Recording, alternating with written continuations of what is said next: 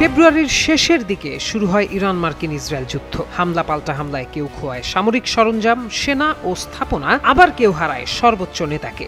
যুদ্ধে কারো কম কারো বেশি হলেও ক্ষতির হাত থেকে রেহাই পায়নি কোনো পক্ষই। এরই মধ্যে জানা গেল বর্তমানে যুক্তরাষ্ট্রের স্ট্র্যাটেজিক পেট্রোলিয়াম রিজার্ভ বা কৌশলগত তেলের মজুদ 1983 সালের পর সর্বনিম্ন পর্যায়ে নেমে এসেছে। যুক্তরাষ্ট্রের জ্বালানি বিভাগের তথ্য অনুযায়ী 3 জুলাই দেশটির কৌশলগত তেলের মজুদ 62 লাখ ব্যারেল কমে 319.5 মিলিয়ন ব্যারেলে নেমেছে। রিগান প্রশাসনের পর এটি তেলের সর্বনিম্ন মজুদ। অথচ এই রিজার্ভের ধারণ ক্ষমতা 713.5 মিলিয়ন ব্যারেল। মজুদের এই পতন যুক্তরাষ্ট্র এবং বৈশ্বিক তেল অর্থনীতির জন্য একটি বড় সতর্কবার্তা। ইরানের সঙ্গে যুদ্ধ চলাকালে বিশ্ব অর্থনীতি যেন অপরিশোধিত তেলের তীব্র সংকটে না পড়ে এবং দাম যেন ভয়াবহ পর্যায়ে না পৌঁছায়, সেজন্য এই রিজার্ভ থেকে তেল ছাড়ছিল যুক্তরাষ্ট্র। তবে কৌশলগত এই মজুদ পর্যাপ্ত রাখা যুক্তরাষ্ট্রের জন্য অত্যন্ত জরুরি, কারণ এটি আর্থিক বাজারগুলোকে সংকেত দেয় যে বিশ্ব তেল অর্থনীতি নিয়ন্ত্রণে রাখার মতো হাতিয়ার ওয়াশিংটনের হাতে রয়েছে। তেলের এই কমতি মজুদ শেষ পর্যন্ত প্রেসিডেন্ট ট্রাম্পের যুদ্ধের সিদ্ধান্ত